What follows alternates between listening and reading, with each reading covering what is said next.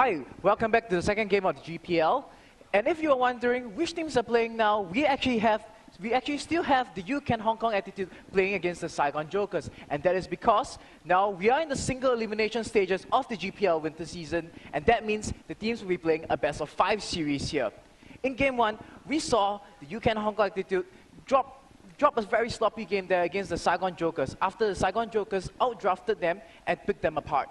Yeah, that was a very interesting draft coming in. Me and Kyling were kind of talking about it in the pre-game banter a little bit, and we didn't really know what HK was trying to kind of draft. So hopefully they kind of sorted it out. We felt that, Pasa should have kind of picked up the Ziggs. That should have solidified the team comp a little bit more with the Dragon's Descent from Shyvana into the AoE damage that Ziggs can kind of dish out. So what do you think are the considerations coming into Game 2? We know that SAJ have a very solid team comp. They may pick into the exact same team comp again, but HK should be trying to steal some of the picks away, I feel. I think HK in the previous game, they went for perhaps a little cheesy strategy there with the double AD composition, and it didn't really work out for them.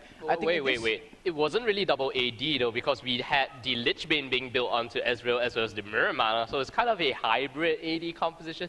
Didn't really know what Pasa was trying to do, but yeah, you were saying something about the cheese? I felt that was a little bit cheesy as well. Yeah, the Astro pick there in the middle was a little unconventional. We couldn't really tell what he was trying to do there. But I think in this game, they are going to bring their game to SAJ. They are going to start banning out SAJ's signature heroes such as perhaps Rengar and the Orianna of Optimus, and perhaps bring a more safe strategy, something that they're more familiar with. What do you think of perhaps this Morgana? We've seen perhaps kind of use Morgana effectively in the group stages of the GPL in itself, but that game was completely lackluster. Maybe perhaps should default back to some of the regular supports. Oh, I wouldn't even call them regular supports anymore, but more of the trifecta of supports coming in with Fiddlesticks, Annie, as well as Thresh. So we do have the picks and bans come in right now. So HK will have first ban as well as first pick. What do you think we should see ban out? No Orianna just yet, but Renekton being banned out by SAJ, the bans coming out extremely fast. Rengar being taken away. They do not want to face that Rengar in the top lane. Nidalee being banned out on the side of Pasa. We will see the final Orianna ban. There you go, you called it. Rengar and Orianna being taken away. So good calls there, J-Snow. What should be the final ban of SAJ is going to be Evelynn, so they do not want to face the Evelynn in the jungle. And the first pick, Shyvana for Mythic Q, nonetheless, very standard for Hong Kong Attitude. On the side of SAJ, however, they may decide to pick up their top laner as well, since they've already revealed Shyvana. Either that or they may go for some priority picks, especially for safety. We know that safety is pretty comfortable on his Lee Sin as well as Aatrox. Or will we see a Nunu pickup for the side of SAJ? The Ziggs trying to be stealing it away from Pasa. Optimus has been known to play a fairly decent Ziggs. So Annie and Ziggs coming into this game, the support as well as mid laner, so no Ziggs for Pasa.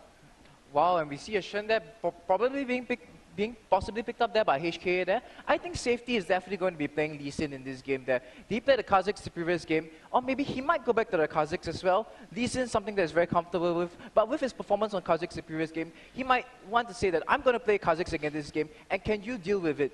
The damage from Taste Their Fear, the previous game, just went in, completely destroyed the HKA team there. Yeah, it did destroy the HKA team indeed. So now we have Engar, one of his very comfortable pickups. We did see Archie kind of steal that away in the previous game, so Engar going to be extremely comfortable on the Lucian pickup. And Kyling has pointed out that HK does like their Jarvan in the jungle, so I wouldn't be surprised if they lock this one in. And speaking of safety, I feel that the Kha'Zix pickup, very strong indeed. It did synergize with the Orianna pickup coming in, so we could see that coming in for this game as well, because the isolation damage from Taste Their Fear will indeed do a lot of burst. So Archie may default back onto Jinx for this game, and he has done a significant, plays as well as showed his worth on Jinx itself. Let's see what Optimus decides to pick up from his other members. So no Taric this game. They should be switching up their game plan. They do not want to show the top laner, their jungler just yet. So they don't want safety to, they want safety to have a pretty good pick. Either that or they want Optimus to go in with a Jax pickup just to counter out Shyvana. I actually like this Jax pickup a lot. You see on the side of Hong Kong Attitude's lineup there, Shyvana, very strong burst damage. Jarvan, very aggressive jungler. Lucian there, lots of burst in the early game as well. I think they are picking out to HKA's plan here, and they say that you want to go for an early game plan, we are going to put a clock on you. We are going to pick a Jax, and we are going to make sure that you force early objectives and you force the game to end early. That's right, Jax and Jinx, not forgetting, going to be very strong in the late game. Jinx with the power, able to deal immense amount of damage. In the late game, a lot of people like to stack crit as well as Infinity Edge on Jinx, because the moment Fishbones goes in for an AoE crit, the fight is pretty much over.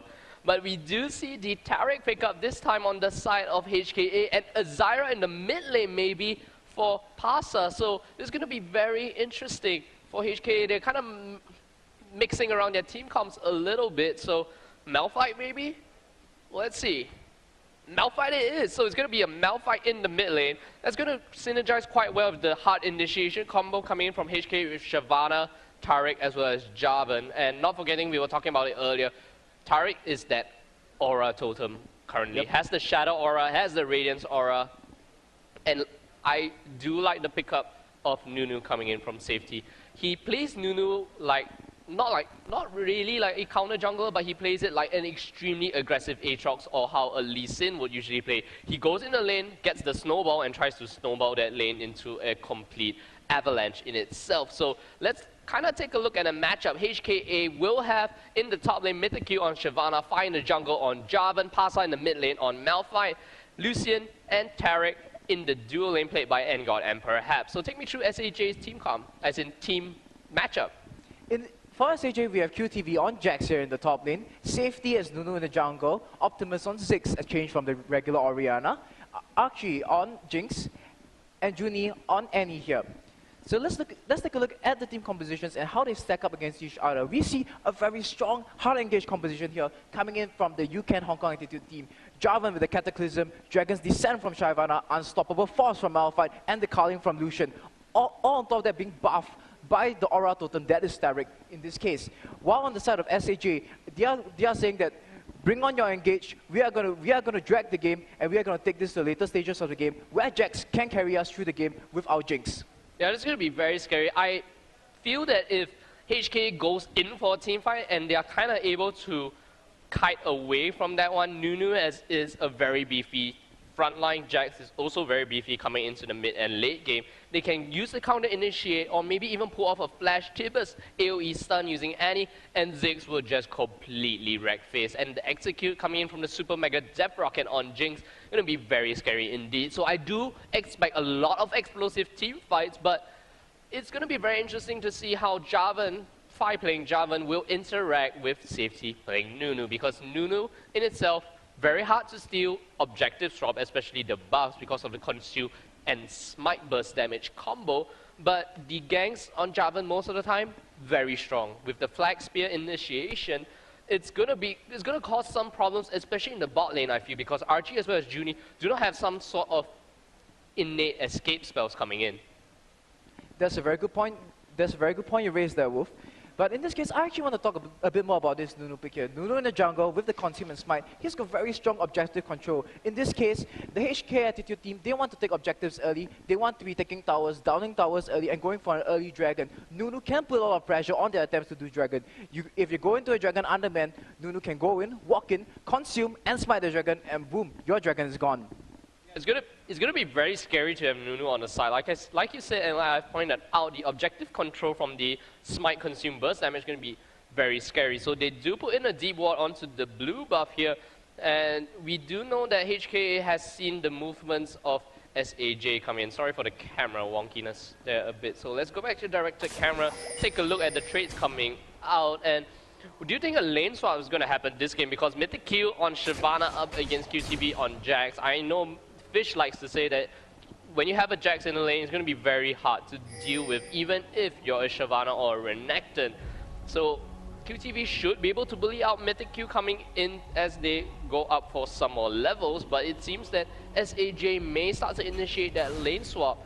And we will have that lane swap happen, so QTV is going to be farming under the turret, Mythic Q going to do the same. And it seems that SAJ will want that to happen as well. A nice little ward trying to spot out any sort of steals coming in. Safety has nothing much to worry about. Does pop that consume, will be able to smite the blue buff very easily. I actually like this choice to lane swap here from the Saigon Joker's team. Whoa. Oh, there we go. Some harass there on the blue buff side there. But actually, as I was saying, I like this choice to lane swap here by the Saigon Joker's team. They know that Mr. Q, he's very, very comfortable on Shyvana. He's been playing Shyvana, I think this is the 6th or 7th game in a row already.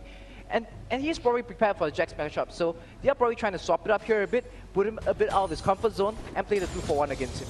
Yeah, they do want to play the 2-for-1 against him, however, but I feel that both top laners aren't going to be very happy about this lane swap. We do have the auto attack reset on QTV using his empowered strike, so that should allow him to kind of farm better in the jungle, but not forgetting Mythic Q has the twin bite to help him as well. So I still feel that they would much rather, or the top laners at least, much rather duel it out with each other, just to say, hey, I'm better at you in skill, I can be you in lane 101, no problem. But that's not what SAJ wants to do. So if we go from the previous game, and if it's something to kind of predict, actually, oh, we do have QTV coming in the counter strike, dealing a little bit of damage on the perhaps. He does have that innate heal though, so Junie there will be start poking him out. Very interesting pickups coming in, but like I said, it's going to be very classic for SAJ, I feel, after we watched that previous game. They're going to take objectives early, rotate, do very good rotations, get very strong objectives coming in on top of the kill. So you've got to watch out for that one. But let's see the aggression coming in. You do see Phi waiting on the wings, wanting to dive QTV in lane. QTV needs to be taken down slightly lower than that in order for them to dive this. Perhaps can easily tank up the turret and switch turret aggro. We may see the gang coming in. Safety as well. Doesn't pull off the gang though, but now the gang comes in very shortly. No one takes the aggro just yet, and whoa, this is a little bit awkward. QTV here trying to deal as much damage. We do have Angot take one turret shot to the face, puts in another auto attack, and Phi takes a shot to the face, so don't know what they were trying to do there. And in that time, SAJ managed to take down this top outer turret. I expect them to rotate very shortly, but we may see a dive happen very soon. No, we're just gonna attack the turret as well. QTV wants to try to defend this as much as possible. Phi taken down already extremely low. He doesn't want to hit the minions just yet at all, and they want to really try to deal as much damage to the turret. I feel that the rotations coming in, they should be able to defend this bottom lane turret, J-Storm. This is very interesting. Seeing Jarvan's plan as the tower dive and seeing the Nunu trying to push the other tower, the Blood Boy. It is a very classic Nunu versus Jarvan in the jungle with the lane swap coming in here. Jarvan wants to get the gang in, he wants to get the kills off, and he wants to down the tower once the champion is dead. Nunu on the other hand, he's not going to care about your champion, he's just going to go down there, Blood Boy the AD carry, and get the tower down. Yeah, so interesting play. I did expect Phi to go in for the gang on QTV. I don't think they were as confident coming in because the pokes from Engod as well as perhaps haven't been able to land just yet, so they kind of got deterred away from that gang. So that kind of works in the favor of SAJ, so SAJ gonna be very happy with that one. Safety once again block boiling the AD carry. He wants to just take the turret down as fast as possible, so very transparent but effective game plan coming from SAJ. Going back to the idea of game plan, as we mentioned in here we go. There's a slight engagement between the Jax and the Shyvana on the counter-strike goes off, stuns the Shyvana, and Shyvana is on the run here. That's right, so QTV will go in, will have the leap strike up, has the leap strike up actually, and does take Mythic Q down extremely low. So, but in that sense, we do have Phi spotting out with the standard, but Safety will have the smite up as well as the consume to just burst down Dragon. Will Phi go in for the Black Lance combo? Whoa, they actually missed the smite consume combo. I feel that was a little bit dangerous coming in from Safety there. I think nonetheless, Phi must be feeling a little bit irritated here. They came for the very hard engaged, very early game composition into this game. They did not get the first tower. They lost the first dragon as well. HK must be feeling a bit pressured. They dropped the first game already, and the second game plan is not really working out for them here. That's right, the second game plan isn't working out just yet. The aggressive jungle of Jarvan hasn't been really able to impact this game at this moment. So no kills just yet. The gold advantage in favor of Saigon Jokers have about 1200 gold in the lead, and that turret as well as the dragon objective already being taken for them is going to be very good. So what do you think HK needs to do to kind of catch back up? I know that Phi needs to make the plays, but the question is where?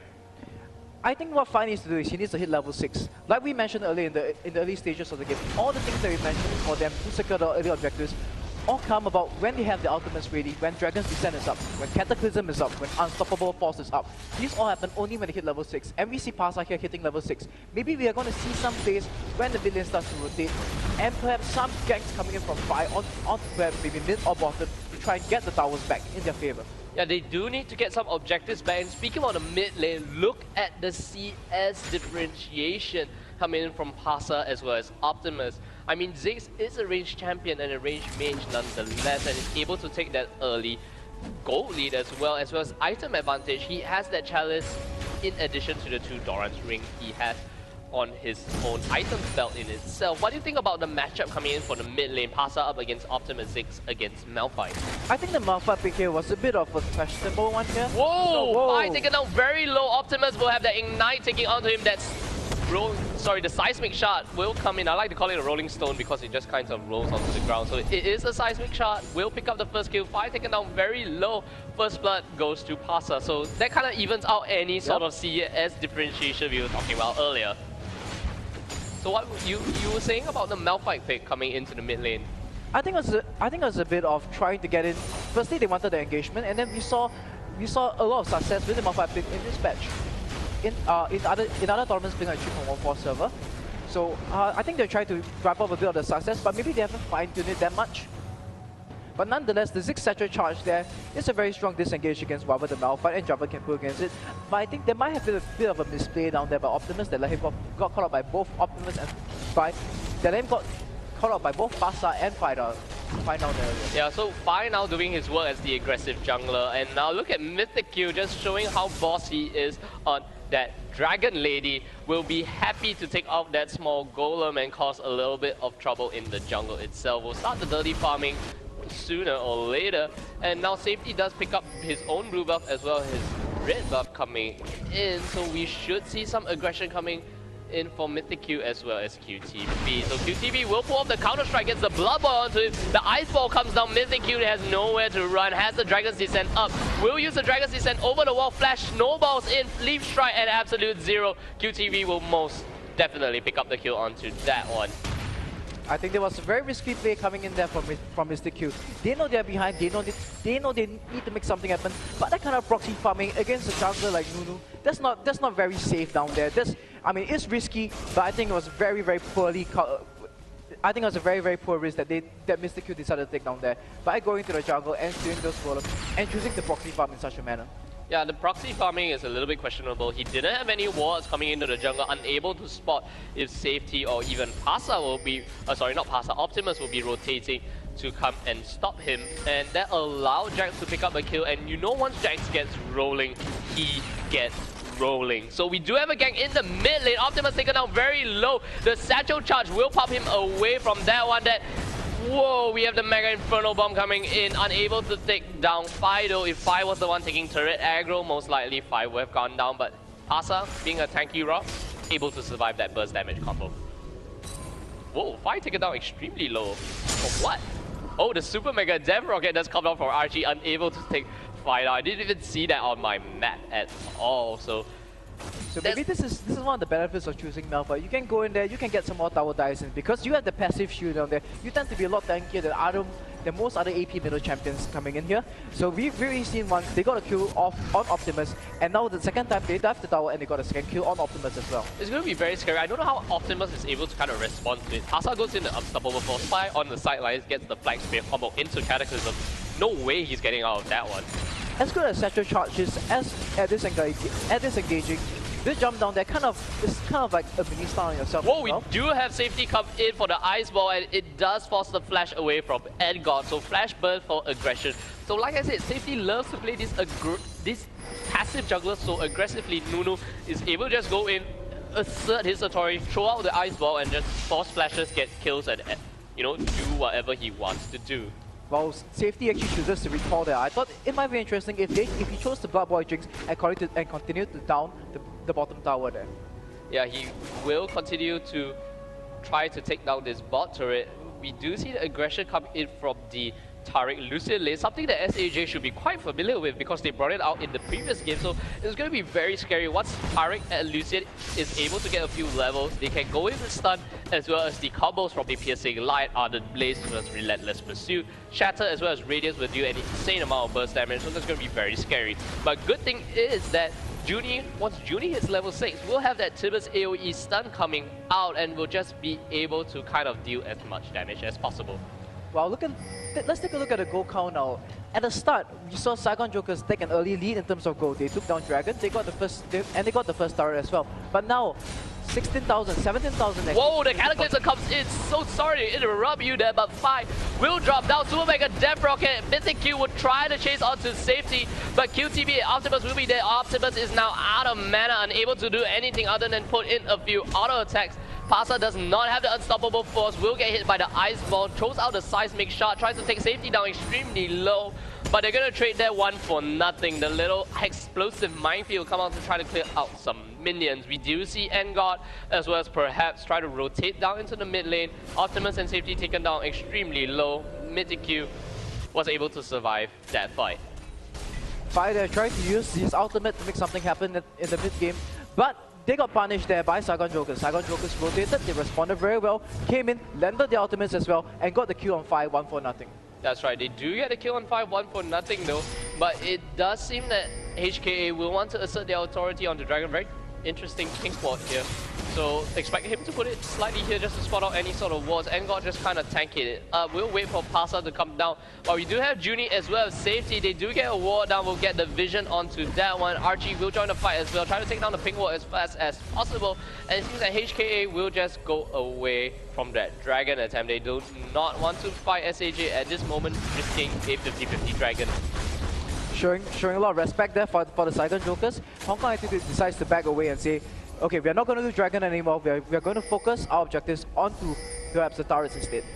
Oh, HKA perhaps actually going quite deep into it, gets hit by the bouncing bomb. But Tariq being so tanky, able to heal himself up, that's not going to do much damage. Mythic Q now actually a 5-man push by HKA onto the mid lane. Pulling out a page out of Saigon Jokers, Book 5 will flag spear combo across the wall, preventing himself from being caught up in anything. Bouncing bomb will deal some good AoE damage. Sweeping lens will start clearing the ward in the mid lane, so we do see some 5-on-5 action happening very shortly. QTV has a huge minion wave pushing on top for him, so he's unable to farm that out just yet.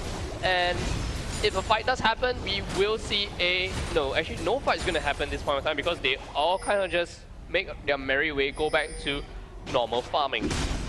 And now, what's actually interesting here is that the Jax actually rotated down for a while. Saigon Jokers was all ready to say that you want to take Dragon, we'll contest you for it. You might have Shyvana down, but we are going to bring our Jax down as well. And we know that Jax is a bit ahead on Shyvana in the items at this point of time.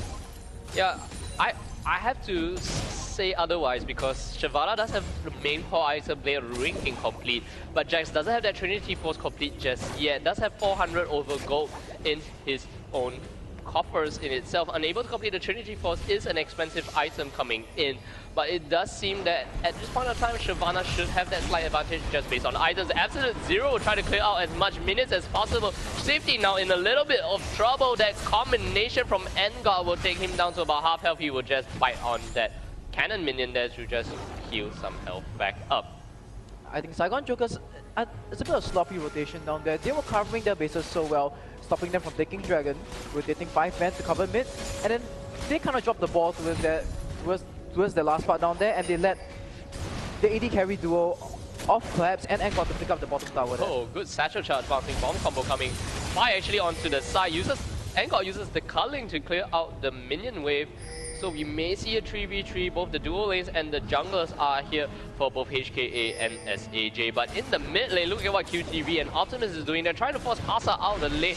But we do have Mythic Q coming from the side. You use the Dragon's Descent, get the unstoppable force in, but will lead strike away from that one. So great reflexes coming in from QTV. And in the bot lane, this aggression will not end just yet. A blood boil Jinx with Pow Pow is going to be very scary. Engar actually taken out extremely low. Perhaps comes it gets the stun off to safety. Safety does not have the absolute zero. Has no minutes to consume right now. Will force the flash away. Now Archie in a little bit of trouble. Tries to get as many auto attacks as possible, and he will get the stun onto past the barrier. And Engar doesn't have. Oh, the Mega Inferno Bomb comes in. Will not do anything. Super Mega Death Rocket comes out.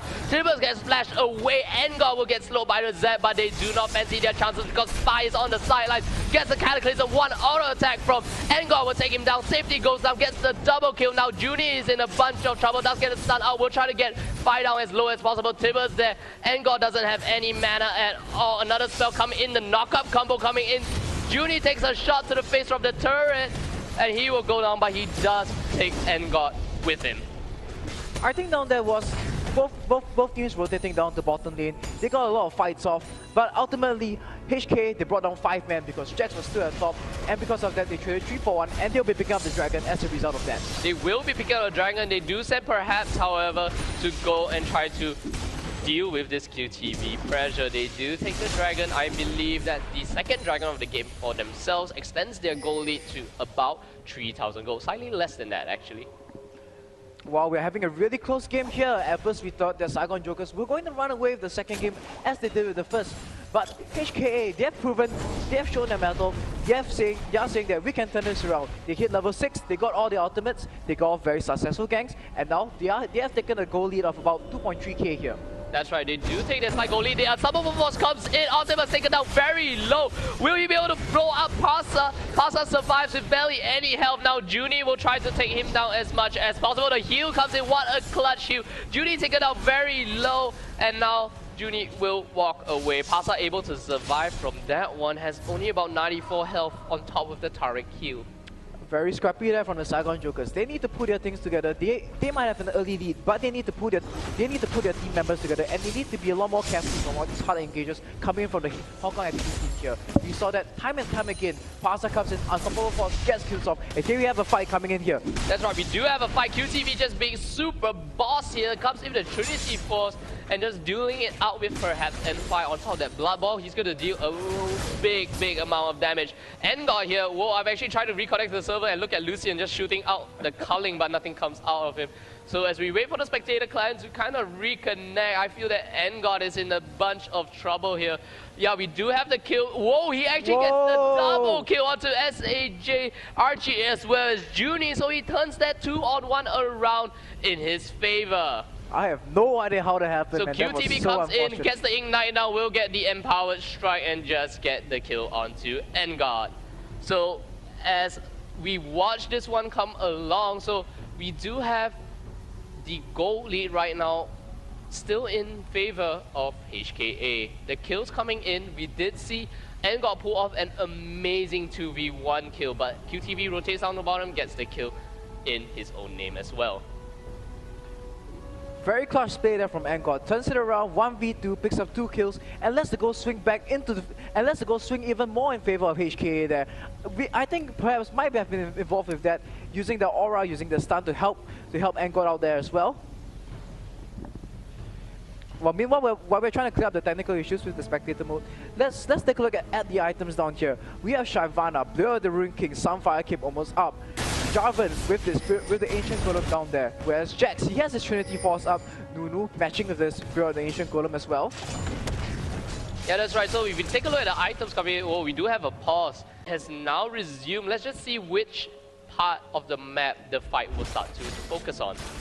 I actually think that both the million towers are still up, both the million outer towers are still up, and I think that will be the next big objective for both teams down there. So we're going to see both teams start to bunch up towards the mid lane, and fights start to happen within the jungle around the mid lane area or within the mid lane itself. That's right. So we should see some action happening into the mid lane. Let's take a look at the gold score coming in.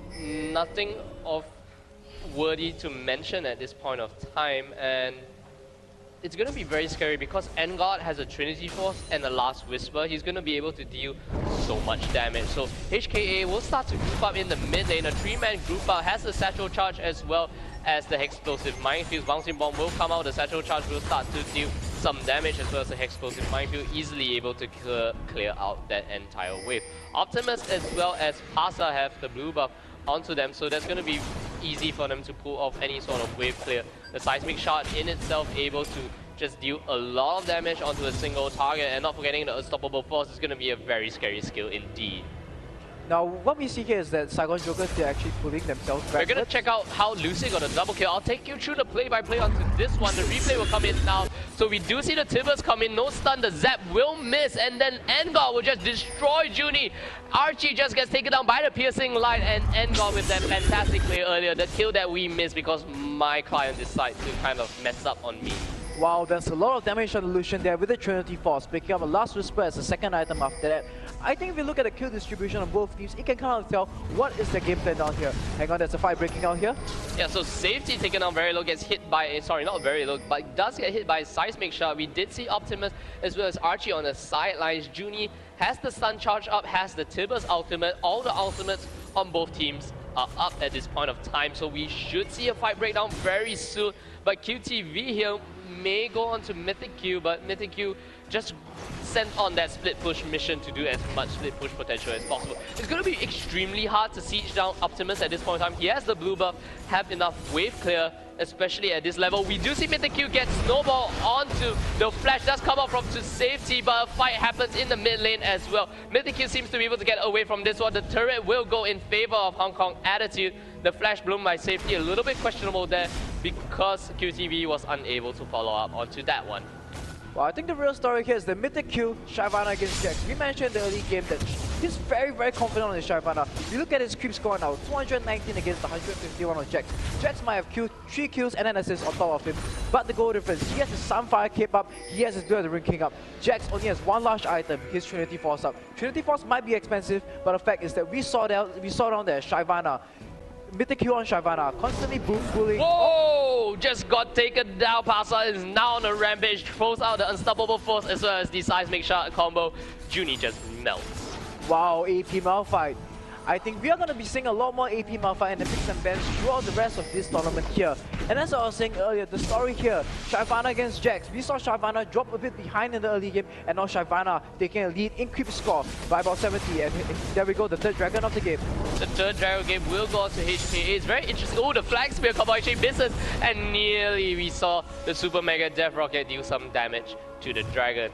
But we do see HK pick up their third dragon of the game, extending their goal lead to about 5,000 gold in their favor. But we have a 4-man SAJ come up the mid lane, trying to do as much damage as possible. The Flag Spear combo comes out. Junie will get locked in by Mythic Q in itself, and we do have the Absolute Zero getting cancelled out. Super Mega Death Rocket is not available at this moment because it got used by the dragon. QTV will try to pick up Mythic Q, is able to pick up Mythic Q. Archie on the sidelines. QTV gets a double kill, and Engor taken out extremely low now. The counter strike will hit. The barrier will not be able to save him now. Only Pasa alive on the side. I think they should stop chasing this rock of a monster and go for the mid lane outer turret. Wow, that was a bit sloppy there from HK down there. Fire dived into 4 people, he took a lot of damage and was forced to back out. And there we go, they dropped the turret and they continue to push. Replay coming in now, so let's take a look at that fight. I'll take you through this one.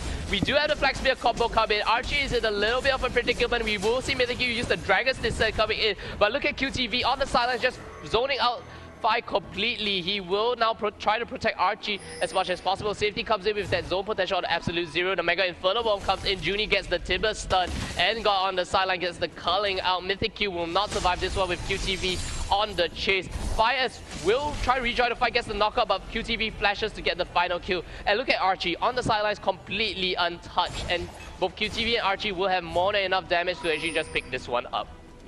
Engor came to the fight way too late, man. We saw the entire channel and it finished before Engor got his culling off there. That's right, so that fight actually brought SAJ's gold deficit only now at about 3,000 gold. Earlier it was about 5,000, now brought it back to about 3,000. So SAJ is still in this one. They are even up in turrets at this point of time. All the outer turrets are down on both sides. So after that fight, QTV went 6-0-2. Do you still think QTV has inferior items compared to Shyvana? I don't think so. He has the Blade of Ring King as well as the Trinity Force. It's going to be extremely scary on a Fat Jax. Now this is where HK must be starting to feel a bit of pressure. The Jax is starting to get items, the Jax is starting to get farm. He has 2 core items up already, and we saw Jax completely wreck them in the previous fight down there. They must be thinking, how are we going to pick our fights next? Where are we going to try to catch the Saigon Jokers so that we can get as many of them before the Jax joins the fight? Yeah, and if I'm not wrong, in that fight, Pasa didn't have his unstoppable force because he used it to instigate Junie. And I didn't really see the unstoppable force come out in that fight, so correct me if I'm wrong, J-Storm. He didn't use it at all because it was on cooldown. He got taken so low and he had just to walk away. Yep, he did not have unstoppable force within that fight. He went in there, he was late to the party, and as a result of that, they dropped 4 kills to 1. Yeah, they do drop 4 kills to 1, and right now it seems that the next area of contention is going to be Baron. Look at the amount of wards being put there. The vision onto HKA will be somewhat like that, and look at the vision on the side of SAJ. Each have about 3 stealth wards coming in. Look at the sweeping lens, the disco balls coming in, trying to clear as many wards as possible. I think this is one of the more interesting things about the 3.14 changes here. The vision wards that we saw in the 3.13 patch is involve a lot of oracles, involve a lot of ping wards. But in this case, what happens is that what the vision walls are dominated by is by warding from everyone, not just the squads. Let's just count the number of maps here from the Saigon Jokers. I think I count a total of 7 down here in total from the Saigon Jokers.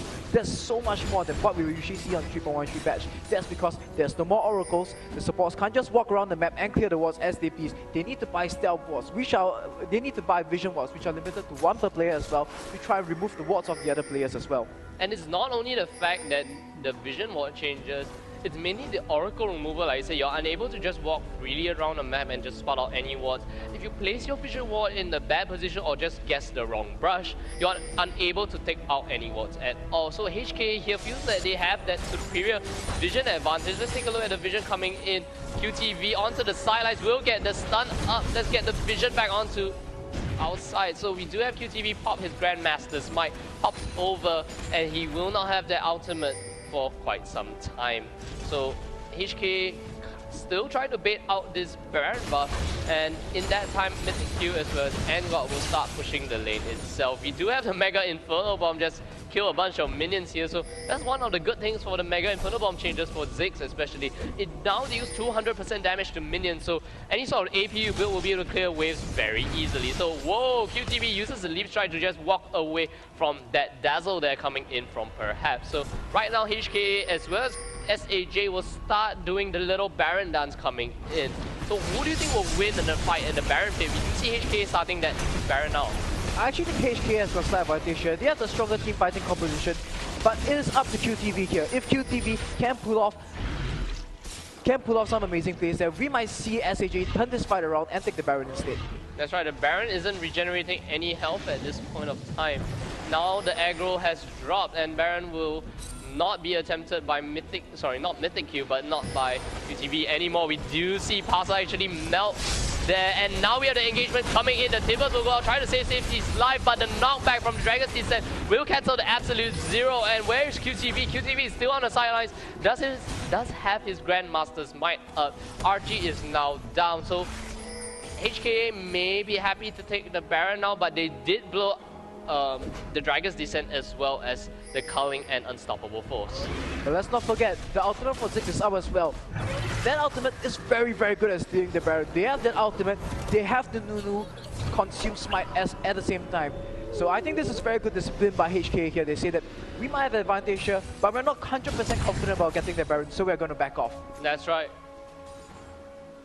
So let's just take a look at how Pasa just destroyed RG there in the lane itself. Here's the replay coming in. So we do have the Unstoppable Force come in, as well as the Death Fire Grass, and the Seismic Shot will just destroy him. That's an easy 1, 2, 3 press of the button from Pasa. Wow, just look at the damage on the Malphite there. Death Fire Graphs, a Needle Sea Lush Rod, Haunting Guise, Sorcerer's Shoes, Doran's Ring, and 602 with 167 CS there on the Malphite. That amount of damage is just obscene. That's right, look at the amount of AP on his 290 ability power and 35 flat magic penetration on top of the 6% percentage magic pen. That's just going to melt any sort of MR away and just deal full true damage onto Jinx itself. So Pasa there just used the Unstoppable Force combo just to instigate any sort of squishy. So Optimus, Archie and Junie need to be very afraid of this Malphite right now. So at this point of time, with Unstoppable Force being on such a short cooldown, he's able to just use it, spam it off as much as possible. But they still haven't really answered that one main question. Who is going to deal with QTB? QTB is still completely untouched at this moment, and he's starting to ramp up into a very scary beast.